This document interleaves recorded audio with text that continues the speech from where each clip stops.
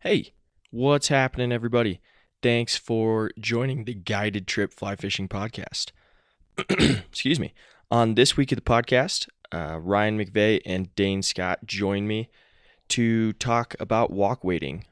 Walk wading setups, what we like to use, our process when we go out to the river to walk wade. We go through a lot of different things, and it was honestly pretty tough for us to figure it out and just go through all of that information and everything we could possibly cover.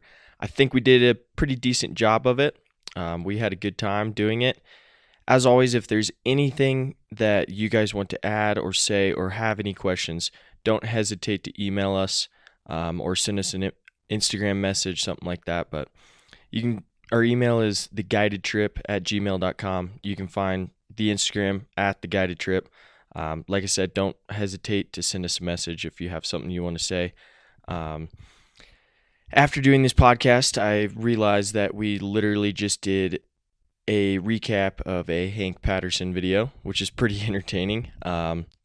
If you have seen the Hank Patterson video, then you know what we're talking about, but we didn't mean it to go this way, so it was pretty funny for us afterwards when we realized what happened. But hopefully you enjoy this episode of the podcast on walk wading and walk wading setups. Thanks, guys. Enjoy.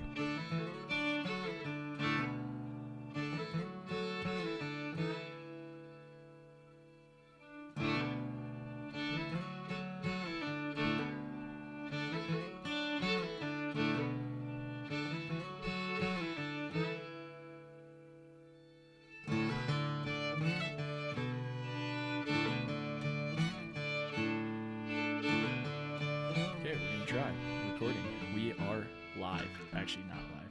Check. We're going. We're recording. This will be edited. Is this awkward? Is this awkward for you yet? Yeah, we'll have to figure out how to do that. I don't know. So we have 3 people on the podcast again, 2 mics. So bear with us. We're trying to get it all figured out. Dane is here. If you don't know Dane, go listen to the podcast with Dane. It is awesome. Good time. But he's back. It's hilarious. Hanging out, and he's going to put some input in today. But so got an email the other day from a guy talking about walk wading, what the perfect walk wading setup is. Do we have a perfect walk wading setup? Is there anything we can help with to say, hey, yeah, of course we have a perfect? No, I don't think there is a perfect walk wading setup. No, I mean, I think today we'll kind of talk that through. We'll talk about what works for you. But you also have to have the bare necessities as well. So, yeah, that's going to be – there is no perfect way to go around it, but I think what we discussed was talking about just what we like to use. We're going to go over a couple different types of packs and different things and how we like to use them, what we have in there, and what you should and shouldn't bring or whatever.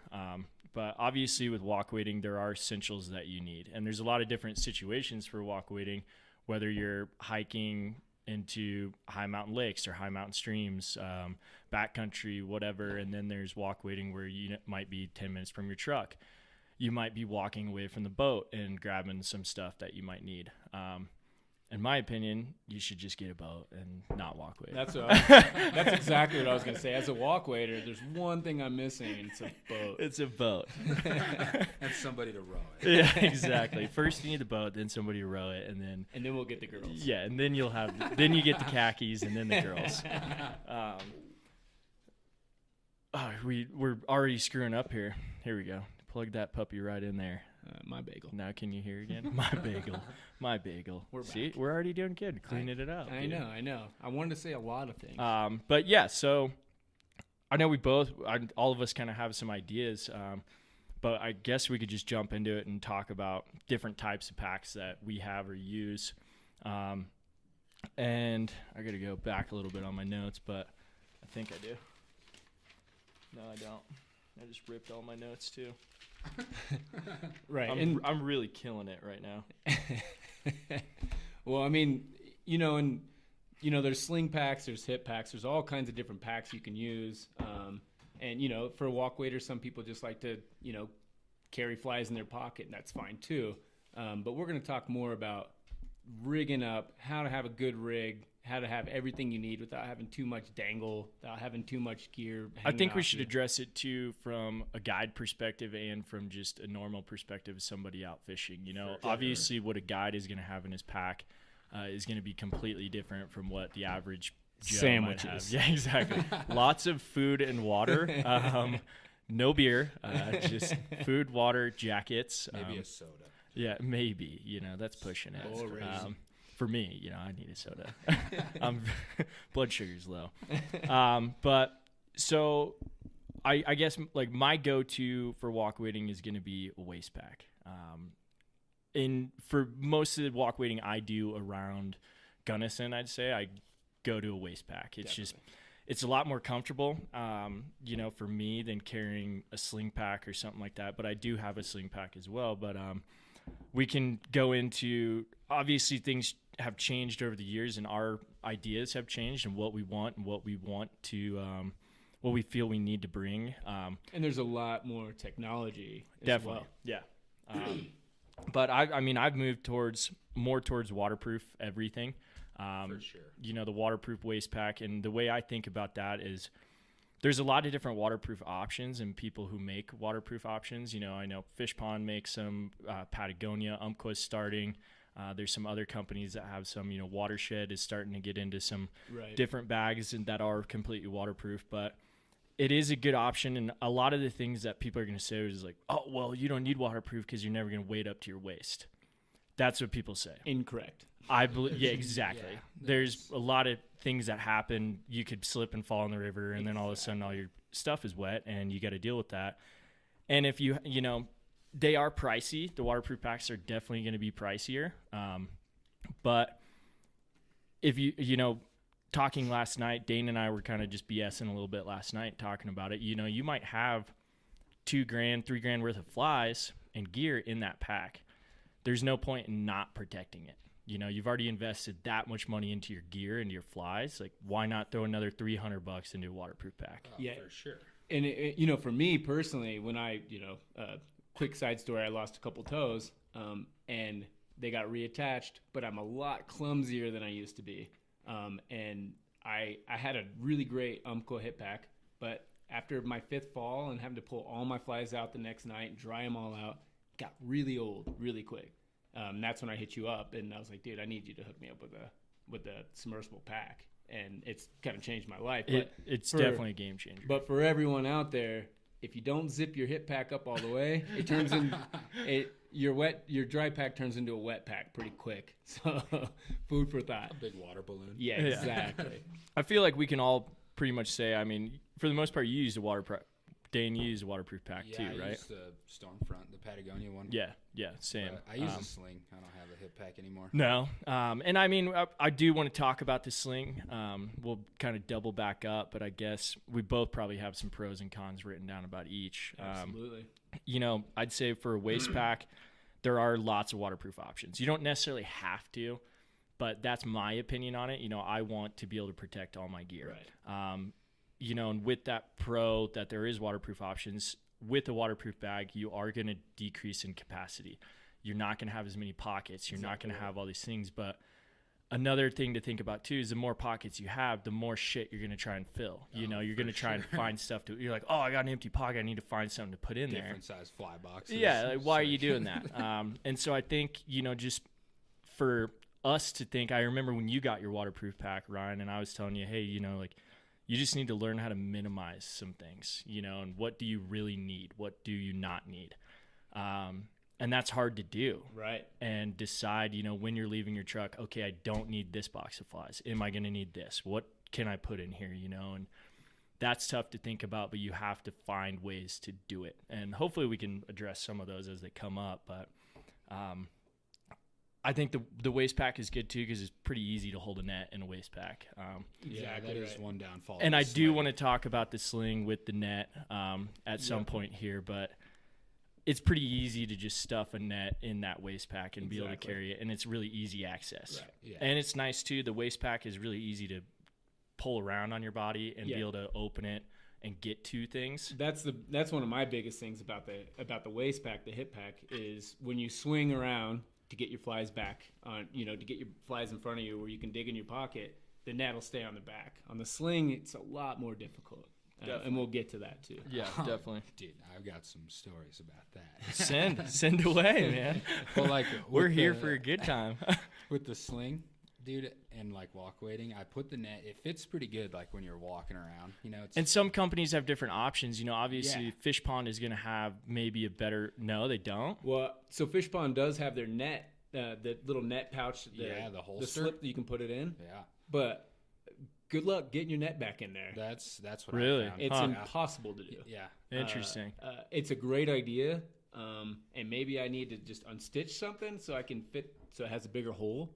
But good luck getting that net back in that Yeah. pack. You're not gonna do it. Yeah, the Patagonia one that I have doesn't have that, Right. but like it fits in the like waist strap that it has. But then Yeah, totally. when you swing it around, because like the way it's designed, you unclip like the front part, Right. swing it around, and then you can like get into your bag super easy. But the net, is just gonna go flying everywhere. So I take mine out and like wear it on my head, like There you go. I look like I mean, like you idiot said, in I the do river, want to but- double back around to that sling and kind of what I do with it as well, because I found an option that works for me. Yeah, you can wear it as a hat if you want, and look Looks like ridiculous. an ass hat on the river. but that's kind of my prerogative. that's you. That's kind of what I mean. Yeah, you do you. But so the waist pack is good for that. It's easy access. It's really easy to get to, and I think again, for what I do for the most part, guiding wise, I can carry a lot of gear in that waist pack for sure, but you might not be able to carry everything you need. Right. And that's tough. Yeah. And you have to figure out a different option. But I know if I'm going out just with a buddy or going solo or whatever, then the waist pack is pretty simple. Exactly It's right. Cool. plenty. It's Yeah, if not you're like not- it's not like I have to bring a bunch of snacks and a bunch of water bottles and jackets and all kinds of crap. Yeah. So Especially if you're not going too far. Yeah.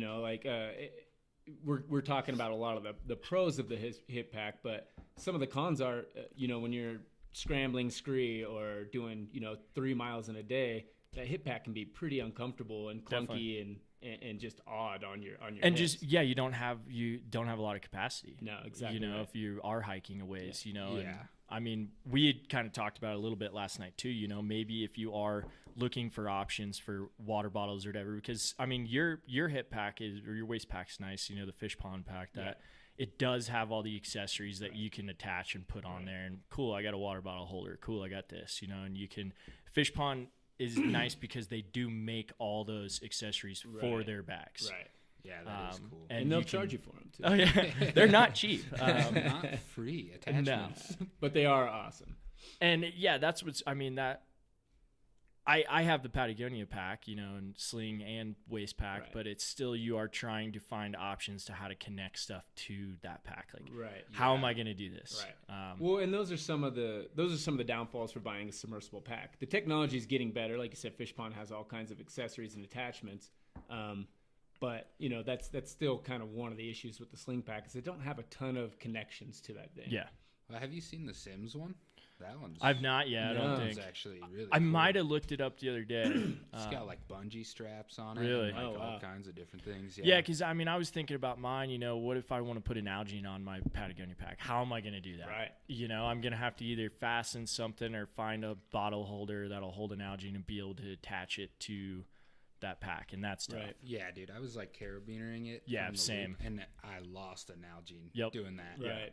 So I just had a lid and a that's Yeah, interesting that exactly. you bring that up too. We can kind of double back around to the net of the sling pack. What I do is I have a carabiner on my pack, and whenever I move my pack around, I grab my net and I have a piece of paracord attached to the bottom of my net, and I just clip it. And Yeah. so that it just kind of hangs in the water, and it's not a great option, but it's like, hey, at least it's out of the way. I'm not worrying about it going anywhere. That's a pretty good option. I usually have a couple carabiners on my packs, just like, hey, Yeah. what if I need to attach it, or who knows? And that helps too. In a boat, you can attach it to things on the boat. Yeah, for sure. And I do want to talk about that too. Having those waterproof packs and being able to go from walk wading to the boat and not worry about all your stuff getting wet all the time if you flip a boat or if it's raining or whatever. Yeah. And those things do happen. That's and a boat bag in the boat is a lot. there's not good options for attaching it, and whatever, and it's just too much. But we'll stick with walk weighting here. Right. Well, and another thing, one of the things about a hip pack that used to suck is it literally just sat on your hip. But now the new technologies like Fish Pond, I think everyone's doing it now. Is now the hip pack comes with the shoulder strap, which is pretty sweet too, because the shoulder strap stays out of the way, and you can still swing it around your hip without having to unbuckle it like you do on a. It's got like a sling. Swivel connects. Exactly, and it does help kind of take a little bit of that weight off there if you do have stuff in there or it's pulling on you or something. Then it does help. Take a little bit of that weight off. And for some of us skinny guys too, I can't tighten that hip pack on enough. Like on my Umpqua, it was a great hip pack, but it just got heavy on my hips, and I was always readjusting it, always retightening it. Then I tightened it too much, like my neck didn't fit in it proper. Yeah. Dude, and that's the thing too. Even like I'm not as skinny as you guys, but like you're not. I'm not, dude. But like you look great. Thank you. That was nice. I like that. But like it'll come undone too. Like it would start loosening and then just like falling off you, and you'd be sagging, dude. Yeah, exactly. Sagging your pants. If you're not wearing waders, then you are sagging it, and it's obnoxious. Yeah, and then you're then there's a whole other world of problems. So you're like, well, why the hell am I dealing with this now? I don't understand. And you're thigh deep in the water, but your pack's still dragging, and you don't realize it. But I mean, things to think about too with that waterproof. I keep going back to it because I really can't stress that enough. It's just like matters. It really does. And I mean, if you've ever just waded across a river and you go, okay, I'm not going to get up to my chest, I'm not going to get nipple deep in here, but there is a chance that my bag's going to get wet, and then all of a sudden you reach in your bag and all your fly boxes are full of water. You're like, what the hell, man? This isn't. And then you have to deal with that all day, and it's just another thing you don't want to think about. There's already a lot that you have going on. Which is kind of the point of this today. We're trying to make it to where you're not worrying about anything but fishing. You're not worrying about drying your flies out. You're not worried about your pack full of water. Yeah. This is kind of what this is about today. Yeah. And the sling pack is nice for that too, because it's up. It's not sitting on your hip where if you go to kneel down and do something in the water or whatever. I do like that about it. Yeah, definitely. It's just, it is one of those things, it's not that the sling pack isn't very comfortable, as a waist pack can be. Especially if you actually load it down. Yeah. Right. It's like, and as two guides, and as two guides speaking here, as a guide, you're going to have different things that you want in your pack. Again, I brought it up a couple times, but you're going to want to bring lots of water for clients. Yeah. You might have an extra rain jacket in there. You might be holding their rain jacket. Who knows? You never know what they're going to bring or whatever, or what they want to bring. And not everybody shows up with, hey, I brought my own pack today. Nobody really does that. Yeah, no. People do, but not often. It's mostly vests. Yeah, exactly. Yeah, they're bringing a vest. The sweet vest, the hat with the flies on and the lures hanging off, and they bring their net, and that's awesome. Yeah, bring whatever you want, and not to dog the vest. Obviously, none of us here really wear them, and we can talk about the vest. Yeah, too. I mean, we might as well get into it a little bit. I mean, I know really good fishermen, that wear vests. And vests are really convenient because they keep everything centralized. Yes. Right on your chest. Yeah. Everything's easy to access. And now they have the vest packs. I think Umpqua does one. I don't know if Fish Pond does one. And I mean, the chest Sims packs does one. and the chest packs are an interesting concept. I wore a vest for a long time, and so did I had a Fish Pond vest. And I loved it. Well, that was the only way to go back then. Yeah. I had a Cabela's vest. Nice. Dude. Yeah. Hell yeah. Me too. Hell yeah. Torch Creek style. Dude. Yeah, exactly. But it's hard to talk about the vest just because I don't wear one anymore. Right. And there are things that they are good for. Right. Everything, like you said, is centralized. It's all right there. Exactly. And you're cool. I can just look down and do that. But I find myself just staring down all day. And you're like, Jesus Christ, my neck. Like, oh my God, now there's something else I'm worrying about. Well, if you're bringing a substantial amount of things in a vest, they can get heavy. You're going to get tactical real quick. Oh, yeah. I picked up vests before. They're like 40, 50 pounds. It's like a flak jacket. What do you have shotgun in shells here? in this? Is this your hunting Exactly. vest? What is this, man? What do you got going on? I've been keeping fish in Just stuff them in the back of my vest. Yeah, it is actually a bird jacket. It's just full of shells and ammo. And I just thought I'd look the part and wear the vest. Yeah, I was reaching for flies. I found a 3-year-old quail. We're not doing casting blast today? I don't know. I don't even know what to say there, dude. Don't even know what to say there. Yeah, I mean, the vest has good things, and I'm sure we're going to get people who are like, oh, I wear a vest all the time. It's the best thing ever. Here's why. Please do that. You know, if there's things that if you found options that work for you, let us know. You know, email us, send us a message on Instagram, whatever, because we're trying. The whole point is to be able to help and make things easier. And if you get anything out of this today, it's this. Do what works for you. Do what makes you comfortable on the river. Yeah, That's what it's all about. Do as I say, not as I do. If you don't have a submersible hip pack, you're kind of screwing up. You're not cool. No, that's not what we're saying. But yeah, the sling pack, I mean, you can put a lot of stuff in there. You really can. I don't know how big they are. Maybe you know. It's 24 liters. Is it? Yeah, that's a lot. See, I only think in cubic inches. So I think it's weird. I know. I cannot think in liters. I only think in cubic inches. What the hell? So I think the Patagonia one, and like I said, correct me if I'm wrong. I think it's like 1,500 cubic inches. Fit like a newborn baby in there for sure. Pretty Maybe easily. I'm not saying you should do that, or a puppy. Let's say puppy. A puppy, but if you put a puppy in there, you're not going to be able to fit a sandwich. Yeah, exactly. They'll probably eat this sandwich. Yeah, Or your flies. Yeah, you could also put flies in there. But like I said, I mean, so I wear the sling pack when we go down to Pleasure Park or we go into the canyon or whatever, because then I can put stuff in there. I can put water. I can put snacks, sandwiches, whatever. And I bring a lot of snacks. Ryan will tell you that, like, Dude, you've always got snacks on deck. Oh yeah, man. I love fishing with this guy. Like, oh, you got peanuts? He's like, I got like 12 flavors of Cliff Bar. Dude. Oh yeah, dude. Like Sam always hits me up on the river. He's like, hey man, you got any candy in your boat? And I'm like, dude, I actually have a 5-pound bag of Airheads. Yes.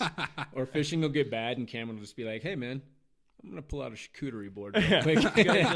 You guys like meats and salamis? Oh, I do it, man. When we know. break on the boat, it's like, hey, you guys like cured meats? How about tartar? Yeah, 'cause I brought a lot. It's funny you bring up tartar. We just ate some elk tartar. That was pretty bomb. Oh man, changed my life. But that's, I mean, every time you guys come out here, it's like, hey, I'll cook. You know, I'll make some food up for you guys. I mean, but. Well, you think I'm doing this for glory? Yeah. You think I actually enjoy the podcast? No, I gotta hate get paid it. somehow. Yeah, I can drink a whiskey, Coke, and eat some tartar. I'll be out here every week. Okay, sling pack. Yeah, it's good for those things. You know, you're gonna have a lot of room. But then, like I said, the more room you have, the more shit you're gonna try and put in there. Yeah, but also the sling pack's really good for those all-day excursions. Not only because you can store a bunch of stuff and take a bunch of gear, sandwiches, jackets, all that, but also on those all-dayers, you're walking a lot.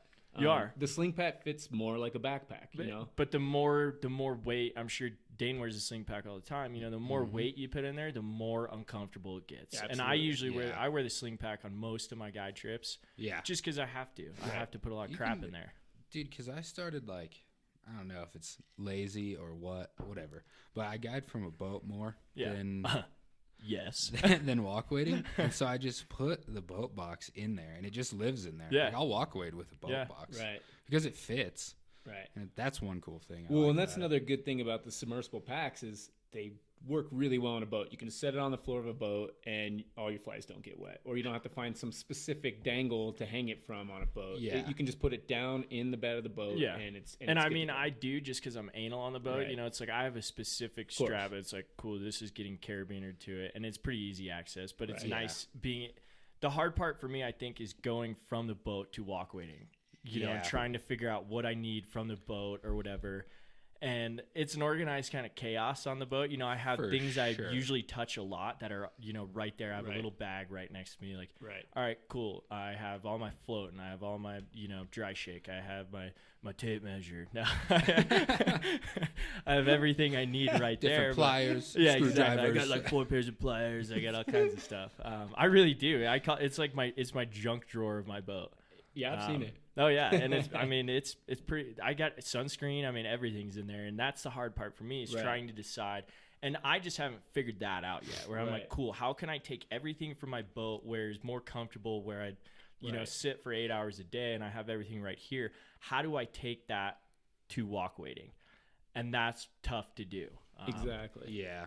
I mean, especially because if you're making that transfer, like you mostly guide from a boat and then you're going to go do a walkway trip, you got to like condense your fly selection a little bit too. And then it's like you're going through stuff constantly. Definitely. Right. I think sorry, go ahead. That's where the hip pack's sweet because Yeah, you can put that exactly. stuff in there. But I just have the sling. And I used to keep my hip pack on the boat, you know, and I only used that. yeah, And then I I got a remember that. sling, you know, but it was everything I needed was in that hip pack, and I could just grab it. And the more stuff you have, then the more problems you have. You know, great, now I got 2 bags.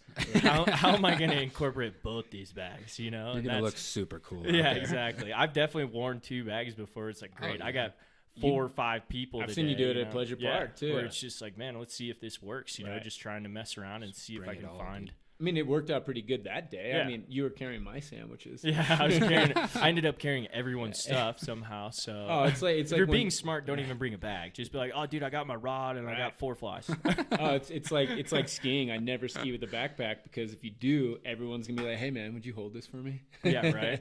Hold my phone. That's true. Right. Would you hold my phone? Here, I'm done. I'm done with this beanie here. Take Yeah, I don't this. need this. There's an empty beer can. Can you hold that? Right. But I mean, we can even talk about backpacks. You know, I don't do enough high mountain hiking or anything where I'm carrying a backpack. Right. And if I did, I think you know, if we're hiking into the canyon or something or on a long trek, if I'm going course. somewhere where I know it's going to be a long trek, I'm going to have my backpacking backpack.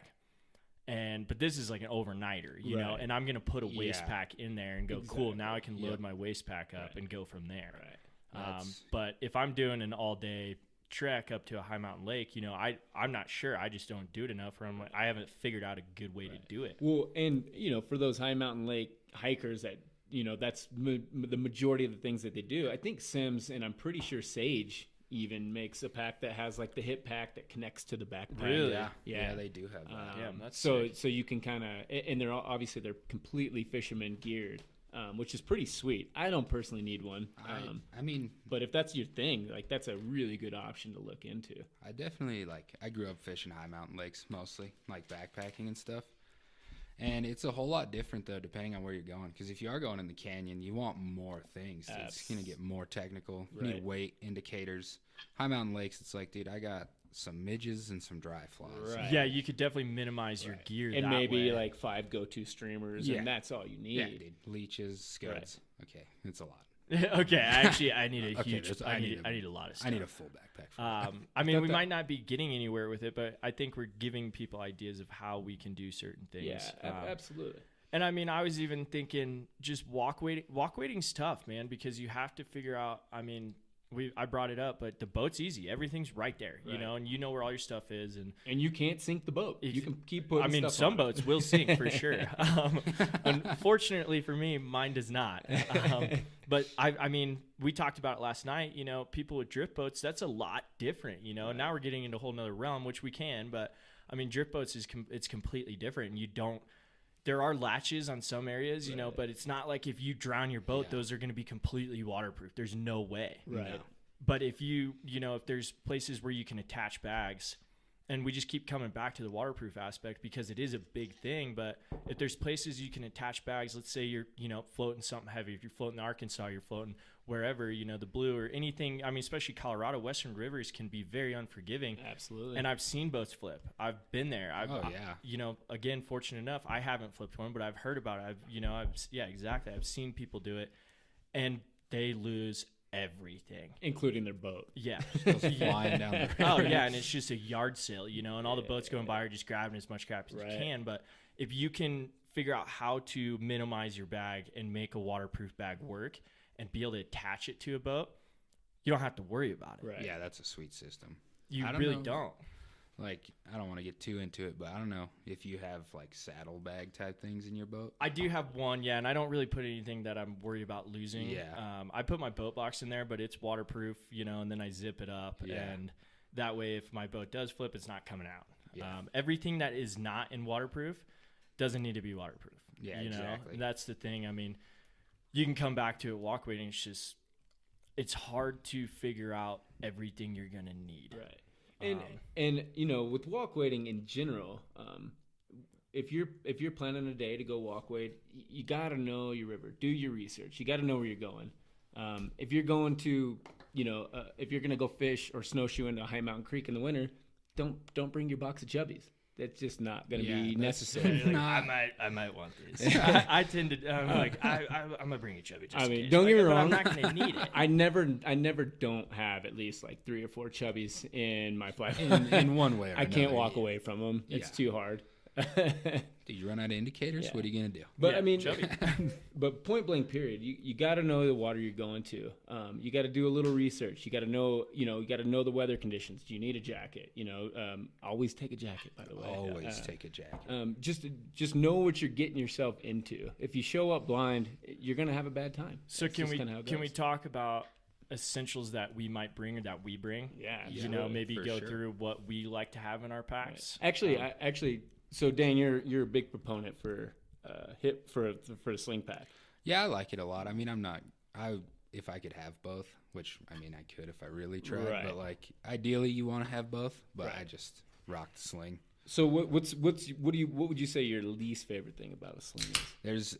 It is like it can turn into a mess in there, like with normal size fly Yeah. boxes. It's just a big empty cavity that you're Right. just like It's hard to organize. Right. yeah, and then walking around like it doesn't stay the way that you stacked your fly boxes. Oh, in there. never. And then it's like, dude, what You am I try doing here? to, but it doesn't work. Or you're looking to you're gonna try to pump one fish's stomach and you can't find the pump. It's always in the bottom. Yeah, by the way. it's always, dude. and you can never get to it. And that's when you're like moving your chubby box out of the way, which you didn't need. And I mean, we can touch on that too. I mean, with all the essentials that we have, as guides, I always have a stomach pump. Right. People might say, "Hey, that's wrong. That's cruel. That's inhumane to pump stomachs." But in my opinion, it's not. Right. And I've done some research on it. It's not. But I always have a stomach pump. Absolutely. And I always need to be able to get to that stomach pump. I mean, how many days has that saved our trips? Exactly. We were like, Oh, oh dude. shit. Right. All the time. Going from 2 fish days to 30 fish days, literally with 1 fish being pumped. It's like, what is this purple midge you're eating? Yeah, exactly. And you're like, I actually have 2 of those. So That's what the pump always gets you. Is like, yeah. I You're like, I don't have didn't any of expect these. to What see the that hell in is there. that? Like, I'm gonna forget that ever happened. I'm gonna pump another one. It's only eating crane fly water. Right? Like, what the hell? Dang it. But no, I mean, if I'm wearing my waders, and most of the time, if it's during the summer, I don't wear waders a whole lot. I mean, Dane, I've seen you not wear waders in March, and you're like, dude, you're out of your goddamn mind. Yeah, I hate them. But Do not like 'em. I mean, obviously you have Chacos on the tailor. And yeah, Dude, I This took dude my was rafting wearing class in Chocos, yeah, and dude, they were like, animal. "What's wrong with you?" Everyone else is wearing a But- dry suit. Yeah, they were. So Dane never has his waders on, but when I do most of them, I'd say the majority of my walk wade trips are in the spring or in the fall. So I want to wear waders. I want to be comfortable, but Absolutely. I have, the same thing in my waders, that front pocket, that I can access. It's a junk drawer. Yeah, absolutely. I go in there and it's a shit show. There's indicators everywhere of all different colors. There's one pump in there, there's granola bars, there's receipts. You're like, what the hell is all this crap? Why do I have all this? But then when you put those waders on, though, you can be like, cool, I don't even have to go through my stuff. I have everything right here. Yeah, that part is cool. Right. So, I mean, I have 2 stomach pumps. I have one for my boat and one for my waders, and they just live in my waders. Right. So I never have to worry about it. Yeah, I mean that's one thing that what I do when I'm doing long walks, long walk wades, I have a sling pack. But every time I switch back over to my hip pack, I have to pull everything out, reorganize it, put it in the sling pack. That's the way I do it. It's not super efficient, and I also don't have $20,000 in flies that I can just keep in each pack. Right. Yeah. So Nobody I does. don't Right. either. There might be one person on the planet that I can think of, and it's like, dude, you don't even need that many flies. Like, you don't need those. But I kind of tail use waterflies. that. I use that situation as my own personal, like, kind of odd checklist. So when I'm switching out from my sling pack to my hip pack or vice versa, every time I do that, I'm like, do I need this? Where That's am a I good going? point. Yeah. And you, so you have to run through It's my a own checklist. personal way of organizing. But how my much shit stuff do for you the day. forget all the time? Right, Either on the river or off the river, you forget something. It's more leaving stuff there. I left my net. I think I In the donate. canyon. Yeah, I donate so much gear to the cause. Like, You're welcome, whoever found that But fly I mean, box. so we can we're talking about all kinds of different stuff right now too, and yes, we do need to come back to what we carry essentials, but I mean, we can talk about that where it's like, hey, you know, you shouldn't have to put your net down. Right. You know, there shouldn't be a situation where you're like, oh, I'm going to set my net down and then I'm going to go do something else, and all of a sudden you left your net. You know, it happens. Yeah, it happens to Ryan almost every time I go fish with him. But yeah, that's why I got a camouflage net. Yeah, that was a smart move on you. I mean, we've chased it down river miles and find it in an eddy. And you're like, Jesus, how do we find that? I told you being one of those. But that shouldn't be a problem. Right. You know, and so with the sling pack, you know, maybe use a carabiner and be able to attach that like net that with system. the carabiner. Yeah, and that's just what I do. It's better than the net hat. I the think. net hat. I mean, you look very cool. But Yeah, I feel really cool. yeah, and I'm sure people get a good laugh out of it. Because it's not and just like a tiny little net. It's no, obnoxious. yeah, exactly. The big course nets. Right. But so you can, and with the sling pack, it's definitely, or not a sling pack, excuse me, a waist pack, it's definitely easier to have that net there where you don't have to take it out. And you don't have to worry about it too much. You know, obviously, if you're going to take a seat on a rock and do something, yeah, you might have to move that net around a little bit. But it needs to be a checklist every time, Ryan. Right. Don't leave your net at the river. Well, you sat down, you pulled out your charcuterie board, and I left my net. Man, what do you want from me? I was excited. I distracted you. I was distracted. But so, I mean, essentials that I guess I can just go for it. Essentials that I carry obviously is going to be, I'm going to have a stomach pump. Yeah. One way or the other, whether I put it in my pack or on my waders, I'm going to have a stomach pump. And then obviously I'm going to have a couple different colored indicators or something, you know, maybe the light's different and I need. Do you mind if I interject for just one second? For everyone out there that doesn't know what a stomach pump is, it's basically just a little pipette. It looks like a turkey baster, right. small turkey baster. And for those saying like, oh, you pump stomachs, you literally only pump one fish. You don't pump every fish you catch. I pump them all. I make them all hungry. I'm going to pump every one so that they're hungry. I'm taking meals. I gotta catch these fish every day. They need to be hungry. Give me your lunch money. Give me your lunch.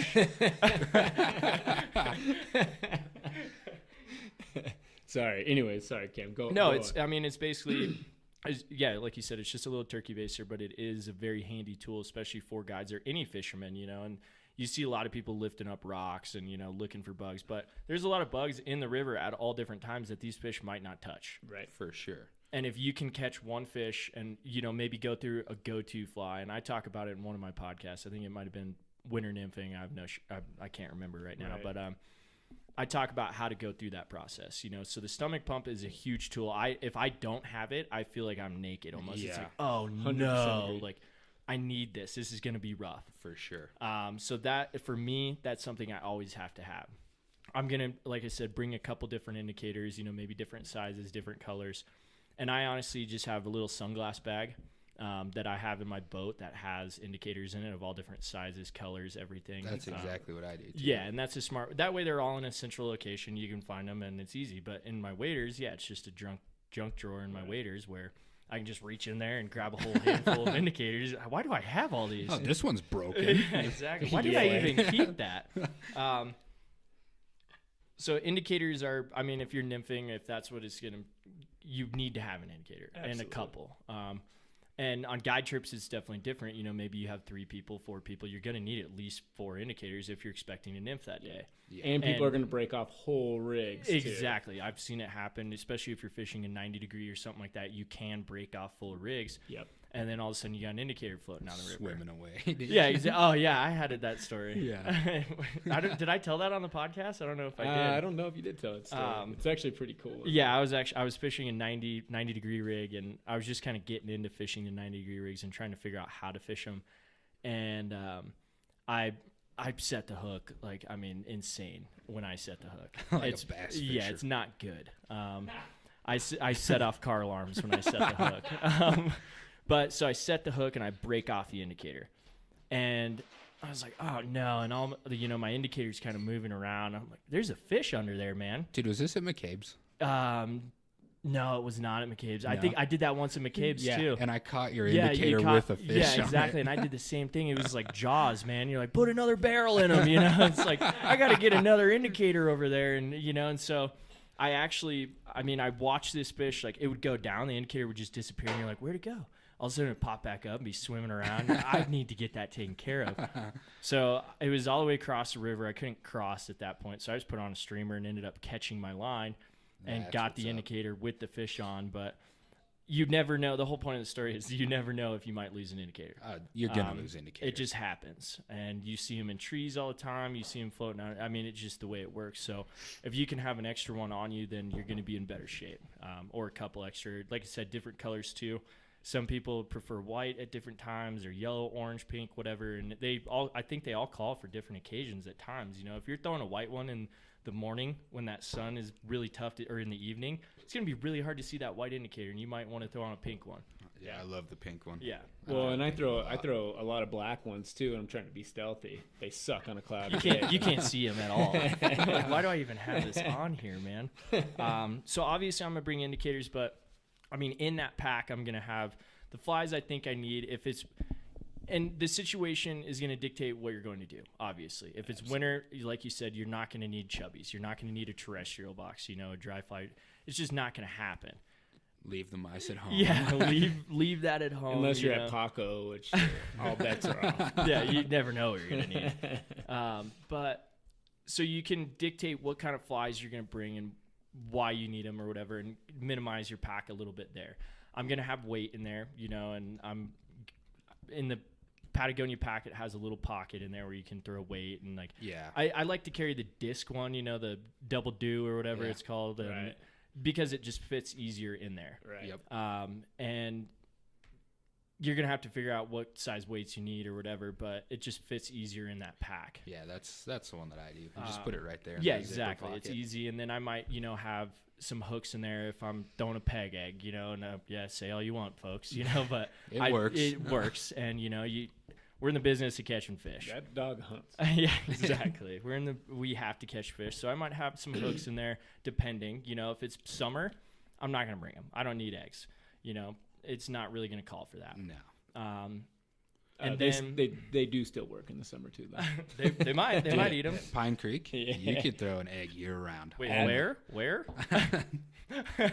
Los Pinos. On the little tiny Pine Creek. Yeah, tiny one. It's in Connecticut, I'm pretty sure. Wyoming, actually. Yeah. So I mean, like I said, the situation is going to dictate what you're going to do, but I'm going to have, again, it depends, but I'm going to have an extra leader or two, depending on what I want to do. Right. Maybe it's early spring and I might have an option where I could, BWOs might come off. I go, cool, I need to be able to switch up and throw, a dry fly leader on and be able to throw dry flies. Yeah. But that, again, it's really hard to judge what you're going to need, and it's kind of, you need to do your homework a little bit and know what you might need. Right. And there are people out there, I know I do it, and I'm sure you do it, we all do it, where it's like, well, I never know if I'm going to need this. Right. Oh, yeah. I might need this box. That's my MO. That's what I do. But to me, at times it's like, well, I'd rather have it and not need it. Right. Than be like, oh shit, they're eating caddis, and I decide for some reason we got this random caddis hatch and I didn't bring any caddis. Right. I will tell you, I will opt to leave the streamer box at home over anything, pretty much. Especially walk weighting. Yeah, walk weight streamers are just not. I'll go into it. I see your face. I'll go into it, dude. I never leave my streamer box. Exactly. Okay, so I absolutely hear what you're saying. The good thing about streamers is it is good for picking up a fish or two. Right. Where you can be like, cool, I'm not really sure what's working. I can throw a streamer and see a fish, pick up a fish, and maybe pump that stomach and know. Right. Who knows? It's a good searcher pattern. But for me, my opinion, and I've probably talked about it on here, but I don't throw them walk weighting, man. I just really do not, and I don't care to. Right. I don't want clients throwing them walk weighting because there's no way they can figure it out. So, you mean, as a walk weighter, not a guide, one of my favorite things to do is work water over with streamers. I'll nymph my way up. Never fish behind Ryan. That's the moral of the story. It's beat to shit. Yeah, that water's trashed in one way or another. No, so I'm on my own, right? I nymph my way up. I got to go back to the car. I'll slap cut banks on my way back. It's a really good way to pick up a couple, 2 or 3 extra bonus fish, and maybe that one big brown in the cut bank that you wanted to kind of probe through. For me. But I also don't take my whole streamer box. That thing weighs like 8 pounds, And it's just not. I know the water I'm going to. I know what streamers I know work well there. And these are just our opinions, Right. what we do, you Right. know. And I mean, no one. I mean, Not hating on Ryan, streamers. you're wrong. I mean, I don't- it's your opinion, but it's wrong. I'm starting to feel wrong. You should. No, I'm kidding. But in my opinion, I just don't do it. But Right. not saying it you shouldn't or No, carry of one or course. two, you know, but you're going to have to figure out what box you're going to put that in or where you're going to put it. Or where you know, now you got to figure out where this is going. And it's a whole dilemma. It's like, No, I just put those barb hooks right in my pocket. No big deal. I actually don't bring boxes. I just throw all my flies in my waterproof pack, and they just bundle up and do whatever they That's want. why fishing shirts have those pockets. They're so massive, dude. You just throw a handful of flies in there. Also, would you ever put your hand in Cameron's Raider pocket? Did I stab myself every time? Like, why did I put those flies in there? I watched man? you pull a tandem rig out of your Just like waders what the other day. Hell? And how was it not hooked on anything else? Like it was a perfect like trout bead to weight to like. How did you do that? That's the bottom of my He's a- sling bag. He's a magician. Dude, you should watch me swallow them and then pull them out my nose. I'm kidding. That'd be dangerous. Nobody should do that. What not? Yeah, exactly. But no, so I'm not gonna have streamers. That's just me.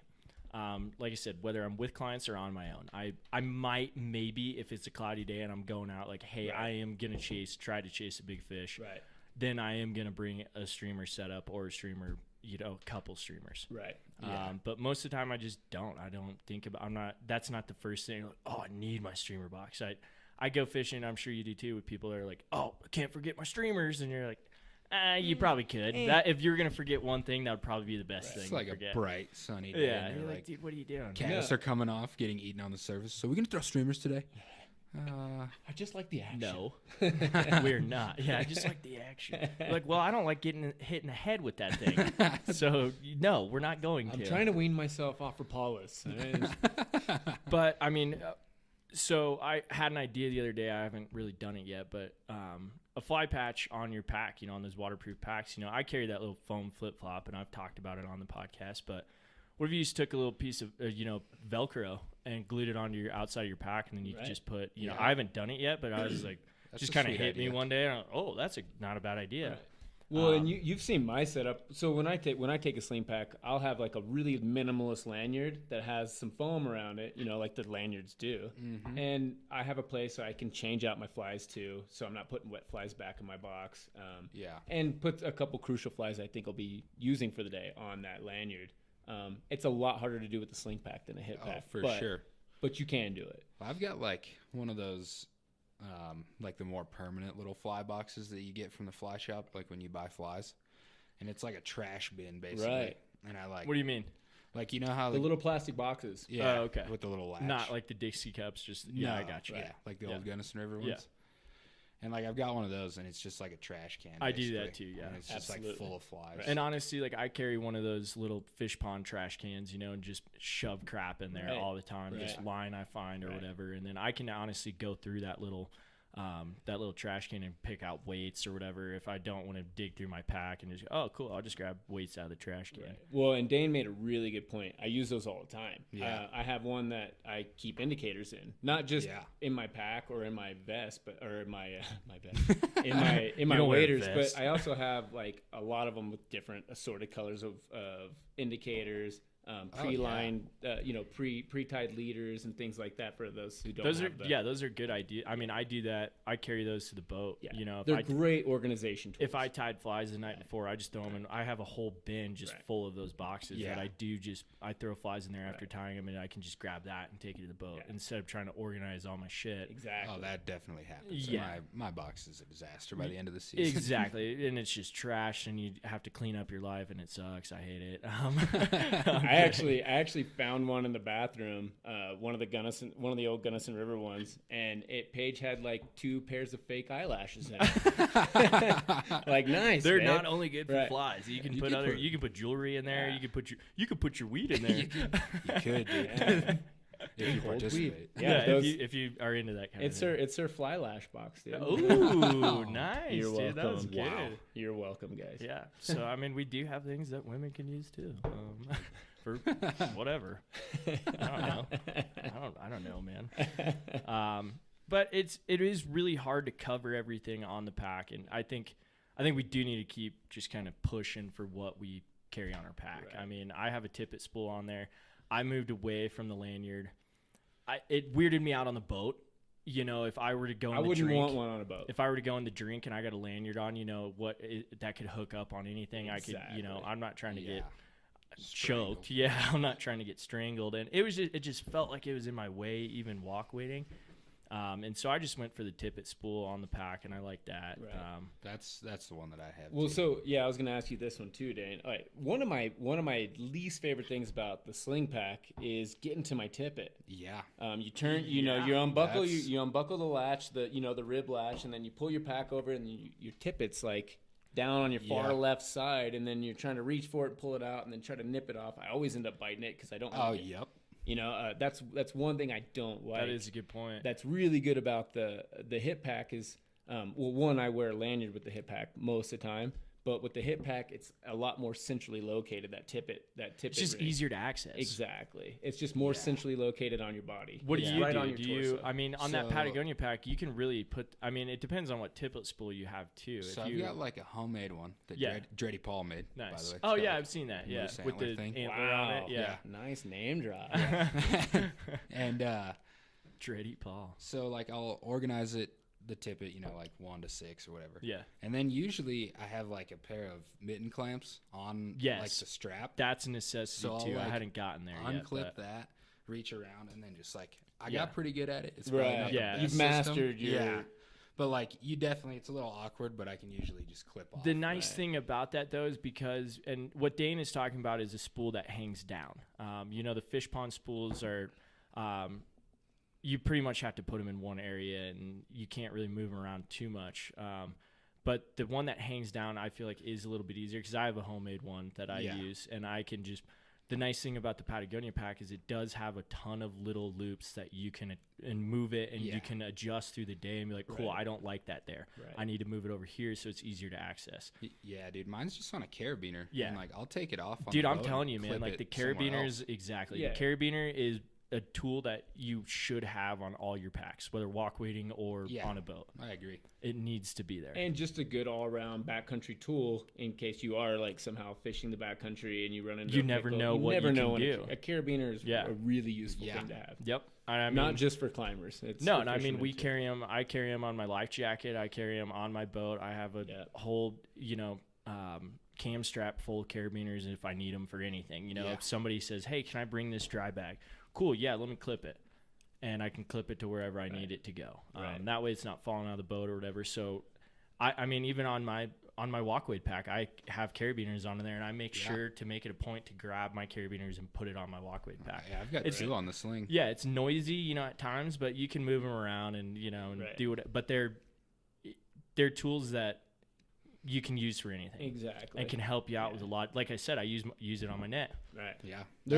I like that. I figured that out one day. I was like, where the hell am I going to put my net when I move this sling pack? And I went, light bulb. I just freaking clip it to my that lanyard on my net. Right. And then it just hangs down.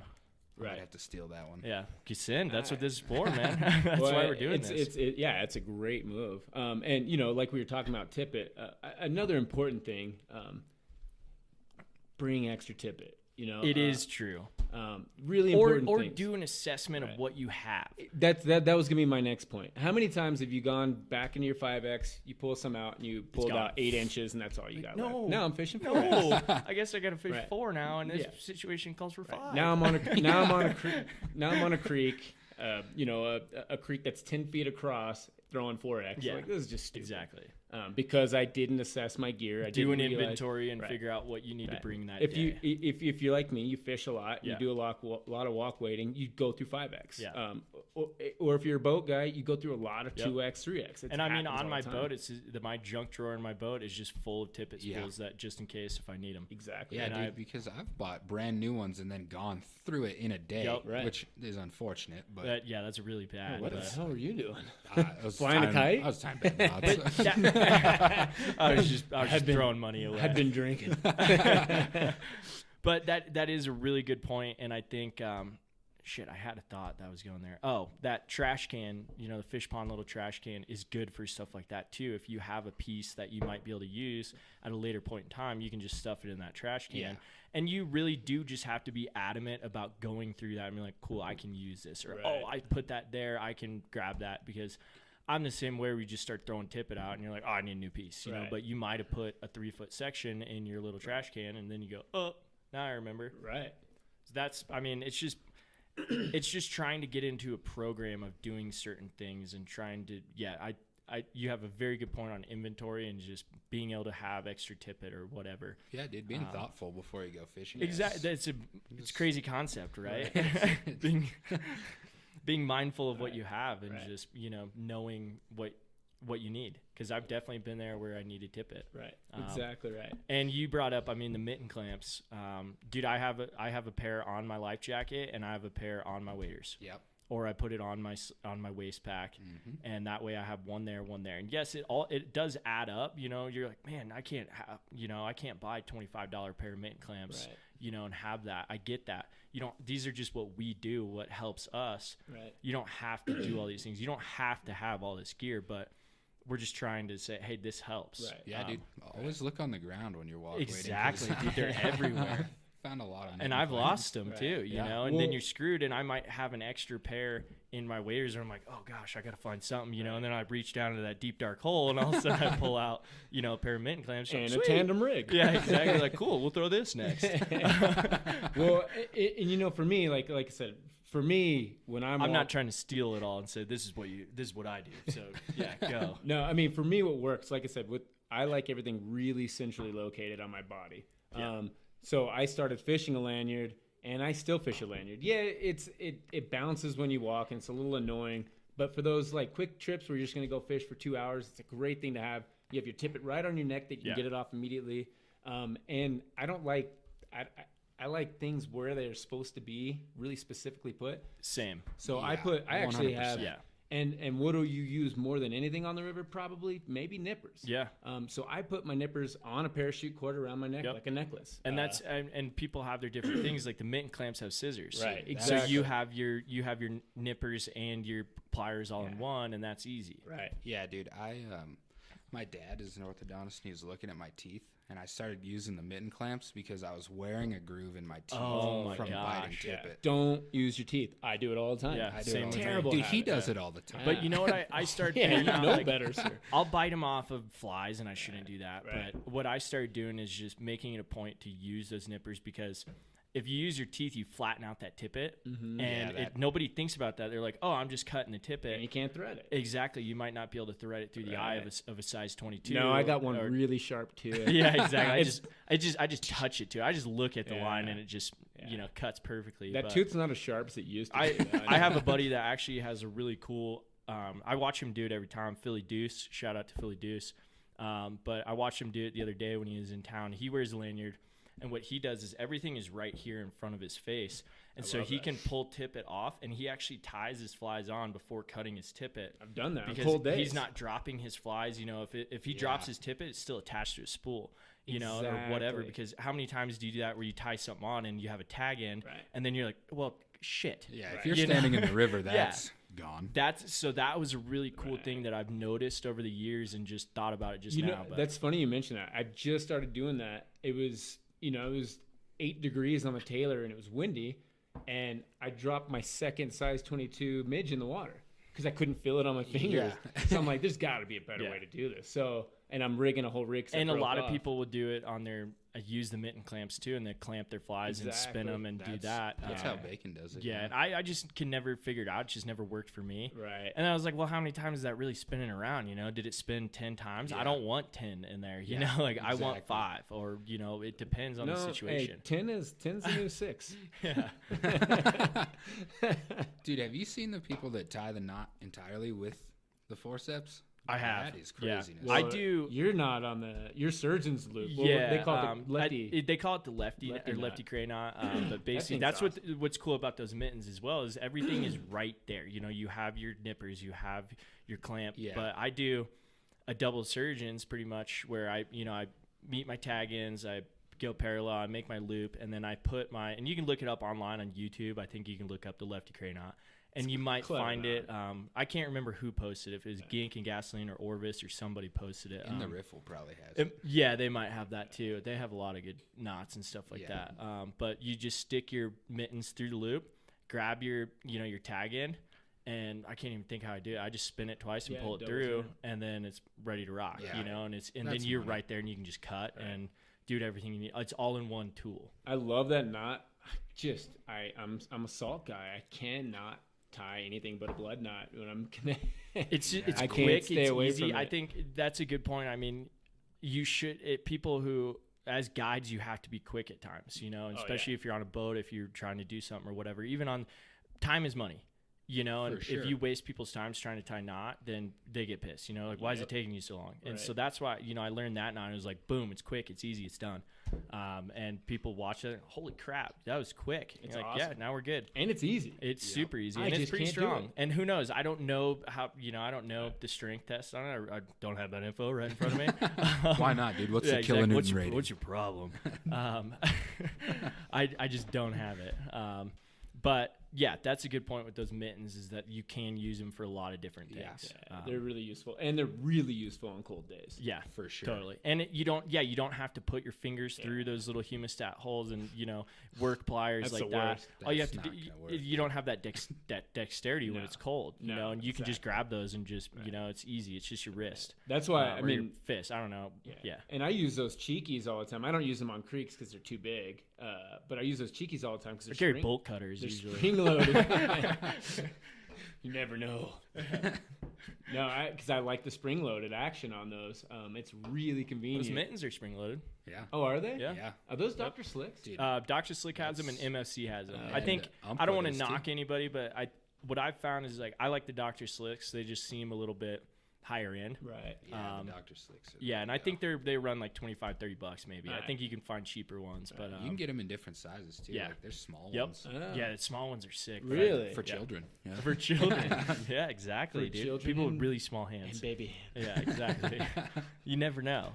But yeah, that's a tool that you need all the time, I feel like. Yeah. If you don't have your pliers or your hemostats, you're kind of SOL. And to jump in on that, so we just talked about your nippers are really important.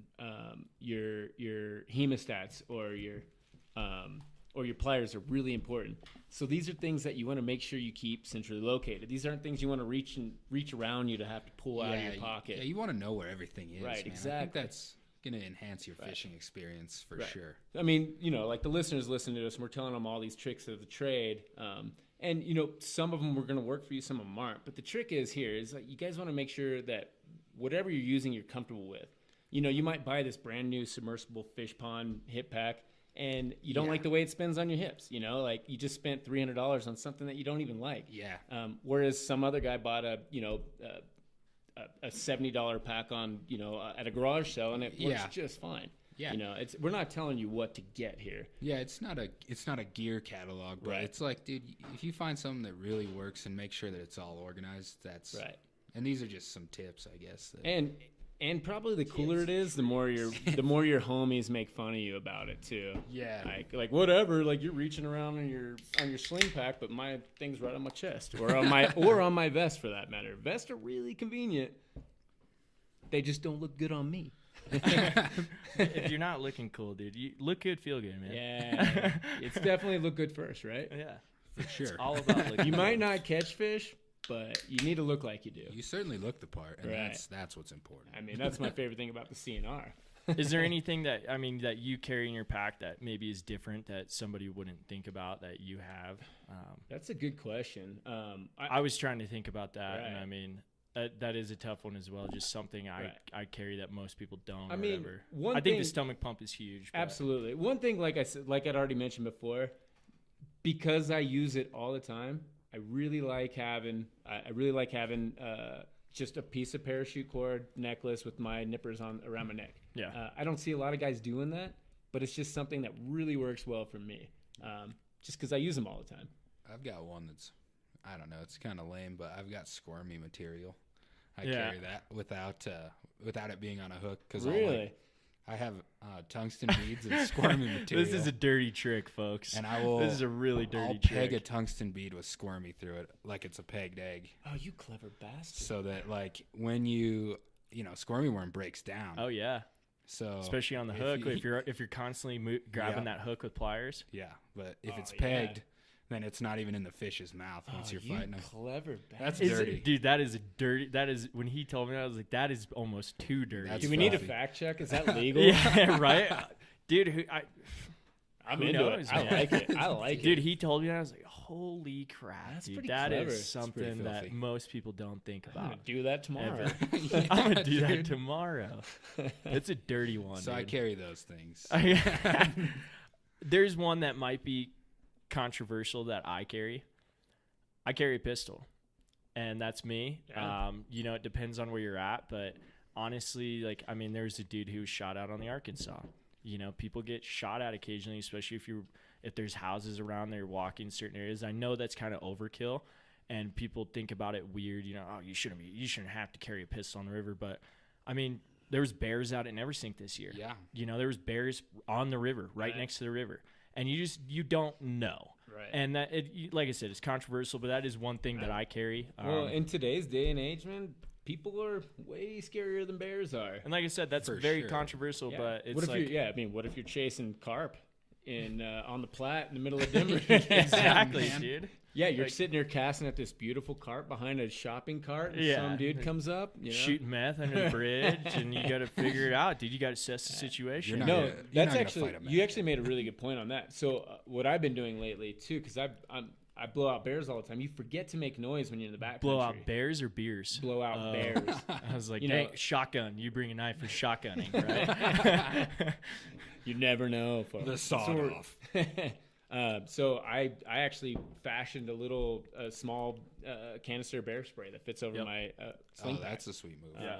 So that's something I do now. I've never had to use it. I've never been afraid, just like a pistol. Yeah, but you just never know. Yeah, But dude, you never there's know. It's like my mountain lions, streamer. too. Yeah, it's like my streamer. And box, I man. keep never it. know. I Yeah, keep it seriously. pretty.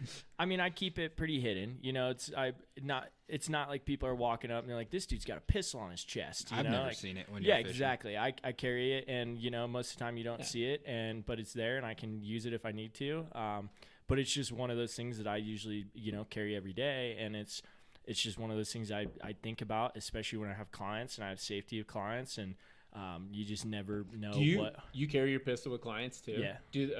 Have you ever had a I've- controversy, any conflict or? I contention? mean, I have conflict on the river all the time with landowners and stuff. Right. And most of the time, a lot of the clients, if they do know, or that, they, I mean, occasionally, they might see something, or mainly it's people who do carry as well, who might see it and go, and most of them are A-okay with it. They're like, cool, man. That makes me feel, it makes Right. me feel good that, if anything happens, you got my back. Right. And that's scary to think about. But like I said, there's, the case just ended, but this dude shot at a guy on the river, man. Right. And that's scary. And with landowners around, you just never know. You get landowners on the river everywhere you go, that you don't know what they're capable of. Yeah, absolutely. And that's just one of those things. And it's different. It's weird. It's Right. out there. But I mean, I think about it every time. It's like, I mean, I guess I don't think twice about it. I mean, you put your pistol on your hip and then we go fishing. That's just kind of our normal day to day. Yeah. I don't do it. Yeah. But I also and don't. yeah, like I said, it's not for everybody, but it's, My pistol's heavy too. Yeah, and I mean, I got a little guy, but I mean, it's just one of those things that I think about every day, and it's just, when you go fishing, you bring your stuff every day. Right. Hey, I need my nippers. I need this. I need that. And mine, one of those things that people wouldn't think about is, hey, I need my pistol. All right. Yeah, you gotta have your dip. Yeah, You exactly. gotta have your cigarettes. I forgot that, dude. You gotta have your Copenhagen. If you don't have Copenhagen, you're screwed. Wait, what did you call it? Worm dirt. Worm. Worm dirt, yeah, dude. That's a new one for me. I love But that. it's a conversation starter too. Yeah. Like you carry your worm dirt, like, hey, can I get one of those? Be like, dude, do you chew often? No, never. Be like, I don't think you should have one, dude. You might fall over. Like, you might get a little dizzy, but it's funny watching it, you know? But if they know what worm dirt is, you know that they can handle it. Worm They dirt. ask you for worm dirt. Yeah. Then you're like, dude, Just but have the you know, can. anyone who chews is gonna have their chew. Well, I'm glad I got to hear the jargon. Otherwise, you know, I'm at the mow in a week Yeah, and someone's right. like, "Hey, man, you got worm dirt?" I'm like, I don't think anyone's. I ever don't gonna fish say night. that. I don't Dane fish has, night crawler Dane or has something. all these freaking sayings that he's got. Like the last podcast, he said shitting in tall cotton, and dude, I was like, dude, that's too much. I don't hear that what very does that often. even mean? Dude, it's just It like can mean anything. I mean, it can mean whatever you want. You but know really, what? Actually, that kind of leads me to an interesting transition point. One thing you don't ever want to forget is your toilet paper. Yes, That is a great nice, point. dude. That's Yeah. really good. Nobody likes an aqueducer. There's No. not a lot of talk. Been there, done that. Yeah, been there, done that, man. And I mean, another messed up story, but yeah, I went out there one day and, you know, messed up gut, and I was fishing and didn't have Yeah. any TP, and dude, I had to drop trowel and aquaduce and you know, Right. take my undies off and use my undies, and it was not a fun time. No, it's and not if a you good don't time. have TP, dude, that people can joke around. Oh, these guys shit their pants on the river. Yeah, like, it's happened. You got it written Yeah. down. TP, nice, dude. That's All that's caps. smart, dude. Yeah, it's all crucial. caps. And you know, for the Shit people, tickets. the people that haven't There's some been out jargon. fishing yet, That one. put your TP in a Ziploc bag.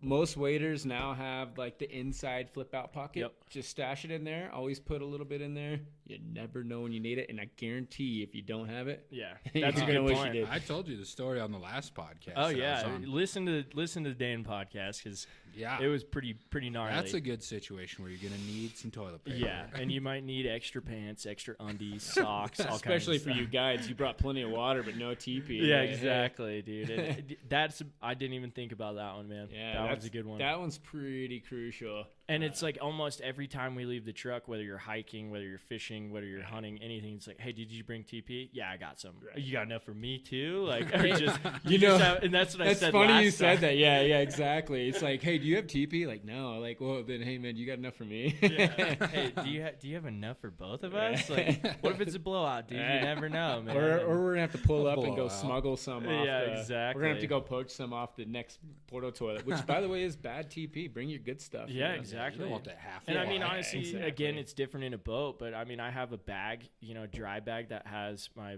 you know, it has my first aid kit in there. It has shit tickets. It's got, you know, wag that. bags. It's got everything you need to if you have a bad situation. the you wag know? bags is a good one, man. Yeah, wag bags Everybody is a should good carry one. that. And honestly, True. dude, wag bags aren't that expensive. No. You can pick them up for pretty cheap. And get some wag bags, and then, you know, and all a wag bag is, what we're saying with that is most of the time when you have to use wag bags, you're in a national forest or you're in a wild and scenic area where basically it's just a bag that you know, do your business in. Liquid waste is okay, but solid waste is not. Right. So, and that's gross to think about. Yeah, it's really gross, but yeah, you're shitting in a bag, dude. And- Everybody poops, and sometimes, well, and a lot of times, man, you don't want to leave your poop behind. Yeah. the look Dane just gave you, like, what the? What's he gonna say? I mean, it happens to me on the Taylor quite often. I'm sitting there fishing the Taylor. I walk back into the bushes to pee or something like that, and then I just see someone's like exposed flag, dude? Yeah, someone's White flag. Yeah, exactly. White flag of death. And it's not a truce, you know. Yeah. Like, it's just poop everywhere. Okay, you're and gonna then you're toilet gonna need a paper fluid. shovel. You're gonna need TP. Don't forget your wag bags. Also guns. As many guns as you can bring. Walk away. A lot of bring your guns. guns. Pretty Don't much. forget a rod. Yeah. Oh, Right. yeah. I was a good- busy. Nobody said that. We should bring a fly rod. You know, actually, that's a really good point too. I mean, Bring in 2 rods. That's hard, dude. yeah, it sucks. I do it all the time because I'm a pretty avid streamer fisherman. 90% of the time, Stupid. yeah, I know. 90% of the time, I won't even throw it, or I'll just throw it just to throw it because I knew I brought it. Yeah, you have to use it if you bring God, it. for I'm sure. a pretty big advocate. Depending on where I'm going, if I know I'm on the move a lot, fishing little pockets and working my way up, I bring one rod. But Small water's hard to do that on Yeah. because you're moving so much. just don't bother Yeah. with it. Yeah. And you can always throw like Yeah. you know, like for me, I always bring a streamer rod. I just like to have it. And it's different. I mean, as guides, obviously, you know, if we bring multiple rods, what if you break one? You know, what if Right. this happens? You know, what if this one gets tangled and you have another one rigged up or whatever?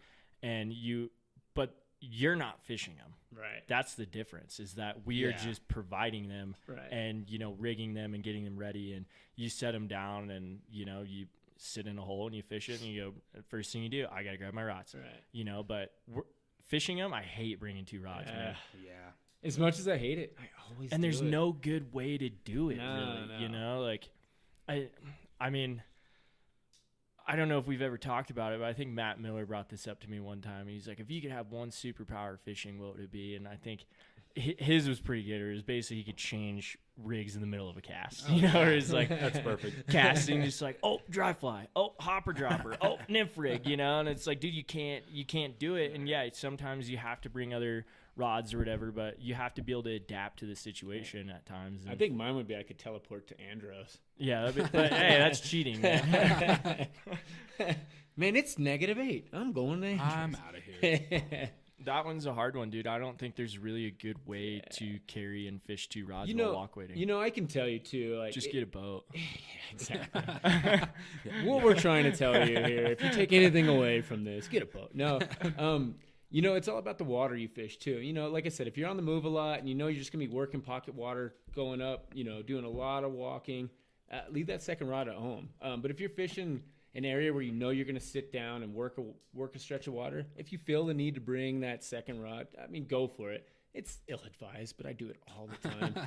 But I think that can come back to, you should assess the situation and, Exactly. go, hey, I know this water, I don't know this water, what am I going to do? But you need to be able to have all those extra tools on you as well. You have, a stomach pump or whatever, and be able to go, cool, there's BWO emergers or whatever there, and I might be able to throw dry flies today, or you have to be able to assess the situation and go, okay, cool, I'm fishing the Taylor, I'm fishing pocket water, I can throw a hopper dropper. Right. I know this water, I know where I'm going, I'm gonna throw a hopper dropper all day. I'm never really gonna change. But if you need to, you can also just go to dries pretty quick and throw dries or whatever. And there's not a whole lot of areas, where you're trying to change up rigs all the time. For sure. And the situation will dictate it. It just depends. My new thing is I've kind of dropped the stomach pump, and just because I need to drop the weight, and now I bring a ladder. Nice. Always bring a ladder everywhere you go. You never know. I was like sitting here looking at you. What do you mean drop the weight? You're going to ruin my joke before I even got to make it. I'm glad I let you go with that Thanks one. for letting me finish. I didn't know what was going to happen there, but I'm glad I let it go. Cameron rolled back and just threw his arms up like what are you talking You're about? an idiot, This dude. is What do you not mean what- Weight? The weight? What do you got in there? Yeah, how much? What are you carrying? Bricks? So I challenge Sims. Carbon fiber ladder. I'll pay whatever it costs. Very packable. Camo. ladder. Yeah, it needs to be able to fold up. A lot. Dude, like those little ladders you could bring. That'd be a good one. Dude, you would look so funny. Just a step ladder. I Have just it on the boat. it's gonna Hold on. happen. I'm gonna walk up and someone's gonna have a broken it's gonna hip be the because they new fell off a thing. ladder on the Taylor. Like, oh hey, There's gonna be EMS up at freaking the CNR because some dude fell off a ladder and broke his arm. He's, we'll say it, Matt McConnell's promoting bad things. He's gonna get people hurt. He's gonna get somebody hurt. that being said, I've never seen a big brown in Paco, so kudos to you, man. Definitely. I'm not finding them. Yeah, you gotta have your ladder, dude. You better get that ladder. Yeah, I mean, it's really tough to try and tell somebody everything you're going to need or not need. Right. And that's up to your own discretion, what you think you need or not. And I mean, I don't know if we're just beating it up, where we're just, you got more stuff? Yeah, I mean, send, dude. If you got more, let's keep going. I'm not ending it. I'm just saying, like, Right. it's tough, man. It's really tough to talk about these So, things and figure it all out. So one thing we haven't talked about, and we see it all the time, is mistakes people make. Yeah. Common mistakes. Not only do we see people make all the time, but mistakes that we make to get to where we are now. Yeah. So there's some really interesting ones. For instance, one of my favorite examples is you show up on the. Sorry, let me get this. So you show up. let me just have this. Right. So you show up on the Arkansas, right? And you're sitting there fishing. Another guy walks in across the bank, and he's wearing, and he's basically carrying a boat guide's net with a giant bag in it. Yeah. And he's sitting there dragging this huge net around. I'm sorry. Am I? No, dude, My net is not. It doesn't have a okay. long handle. Just a huge Okay. basket. Right. and I'm all for a big basket. I mean, you never know when you're gonna find a big fish, say on the Taylor or even on the Gunnison for that matter. There's big fish there, but you Big gotta, net, dude. Yeah, you're gonna catch big fish. That's exactly. the whole thing, dude. Yeah, You exactly. buy a big net, you're gonna catch big fish. That's the way that it works. I throw two odd chubbies now. 'Cause, Exactly, dude. Because you just need all that. Yeah. So, but these are things like you buy this new, not to plug a brand, so I won't. So you buy this new big net and you want to use it, and then you go into the backcountry and you're dragging this huge net, getting it snagged behind willows and doing all these, it's just kind of silly. When really you probably didn't need a net in the first place. Yeah. Or you could have had a net that would, easily land at least. Just a hand net. Right, exactly. So you see It's a people good make point. this. That's a really good point. Right. Just because You're not steelheading on the Arkansas. Right, exactly. Yeah. Also, you don't need a spay rod for creeking. That's a good point for sure. So there's like the little things. You got to know what you don't need, what you absolutely don't need. As a guide, obviously you're gonna have a big bag on your net because Always. one, you can. I net like 4 fish at a time usually. Right. I don't want to miss either. Yeah, exactly. Makes Like you look dumb. honestly, that's what it is. If you have a bigger bag, you're not gonna miss. That's also a good point. But it's different. I mean, I was thinking about it too. A long handled net, can work in different situations too, where I've used it for helping clients cross the river. Hey, use this net as Right. Something to lean on as you're crossing instead of carrying a wading staff or something. So Yeah. it is different. But I don't take my long handled net out when I go. Right. I leave that at the house. Right. And that's another thing. Yes, I have 2 nets. I don't need 2 nets. I don't. But because I can and I think about it that way. I have a mid-length net for walk wading most of the time. And then if I'm with clients, I carry the long handled net. Someone could grab onto that too. If they slip or something, they could. Who knows? Yeah, exactly right. And when I'm Exactly right. crossing, I usually pull my net out. Just hey, if you need something, here you go. Right. Yeah, that's a good move. Right. I like that. Oh, there was one more thing. This isn't a mistake. This is actually an epic discovery. I didn't invent it, but I use a muff now. If you don't know what a muff is, Yeah. it's not the term you're thinking Oh, right off yeah, the sorry. bat. We actually are keeping it decent. Yeah, tonight, we're keeping it decent tonight. We're trying to stay away from F-bombs and all that. We're bringing it up now. So to put it in, Yeah, it's gonna go. All of a sudden, F-bombs are just gonna start flying out. So to put it in sports terminology, you see quarterbacks use them on cold days. They have their like little Joe sleeve. Montana. Joe Montana uses one, I He's a believe. quarterback, you idiot. But it's just a hand warming device. I use it all the time now in the winter fishing. I've never used it before. Dude, game changer. That's awesome. Yeah, Yeah. I don't. I'll plug it because it rules. My Sitka muff. It's probably my number one essential go-to for winter fishing. That's a good one. I throw a pair of hand warmers in there. Yep. Man. Yeah. Dude, it's so Living warm large in there, out there. dude. It's really weird when people walk up. My hands are inside Ryan's waist in the muff. And they're like, "What are you doing over there?" I'm like, "Dude, nothing. Don't worry about it. Yeah. I'm just keep my hands warm." Nice muff. But it's called a muff. I'm Yeah. pretty sure. I'm Yeah. not gonna look it up because I'm pretty positive on that. I'm positive it's called a muff. No, Yeah. for My sure. particular one's camo, but I mean, because it looks cool. I mean, quarterbacks use them, duck Yeah. hunters use them. Yeah, exactly. I'm a Why fisherman. not? I use one. So okay, here's a point we could bring up with that. Like I read it once, but I don't do it anymore. I've only done it a couple times, but bringing like a microfleece towel, especially when you're winter fishing or whatever, Yeah, to dry off your hands and wash off the I fish never slime. do it. Always wish I had one. Because you can think about it with the muff too. If you got fish slimy hands, you just go right in your muff. That thing's gonna get disgusting. Right. And I know this sounds gross. We should probably get off this. It sounds rough what we're saying right now. This Don't stick matters. dirty hands in your muff. Stay with us, folks. This matters. We're keeping it clean. It sucks that it's named that. Maybe there's another term. We'll call it a hand warmer. Okay. Yeah, hip hand warmer. Yeah, there we go. Let's change it. Yeah, Hip it's even hand got warmer. alliteration. Yeah. But dude, even if you have like those waterproof gloves that are like they still have a material, if you're handling fish with that, that's terrible. No, you got to Yeah. take your gloves off. Or you can use like medical gloves Have you seen people doing that, like yeah. latex medical gloves? Can you hold on to a fish with those? No way. I don't know. Oh God, no Dude, use way. pine Keep 'em tar. wet. Come on. Just put pine. Pine tar, man. Put pine tar on your latex gloves. I'm not advocating that. I also, I put grip tape, pine tar grip Yeah. tape. I've never let go of a coddle peduncle. Now it Bringing sounded it even, back. Yeah, now it bringing sounded it even back. easier. But dude, that is an awesome tool. I'm very jealous that you have Yeah. that because that's it's sweet. a pretty good. You one. know, it's one of those things I never see fishermen using Nope, them. never. But it's so You're crucial. starting a new trend. I know. I swear to God. So next time you see someone on a muff on the river, it's hey. Dude, when Sim starts making those, you better, Oh, dude, you better hit him up. Sim's making one next year. I guarantee it. No one's gonna hear about that. Yeah, I don't Who get any knows? credit. Like I said, I'm not here for the glory. I'm here for the tartar and the booze. That's a really good point. Yeah, It's, I like that one. It's an awesome one. I've been making you jealous this whole You winter. really I think. have. Yeah, dude, that's a good one. Yeah. Not only, no, he's not really I bring the jealous snacks anymore. and Yeah. you bring the hand warmer. Now me and Cameron just homie walk on the river. just hold hands inside of his hand warmer. Like, this is awesome. So glad I went I today. don't even want to fish. Yeah. Like, can we just stay here like this Also, all day? yeah, if you need a muff, just wait for summer. Yeah. Don't fish in the winter. No. You got any more brain busters over there, Haas? Brain busters. I don't know, man. I mean, sorry, go ahead.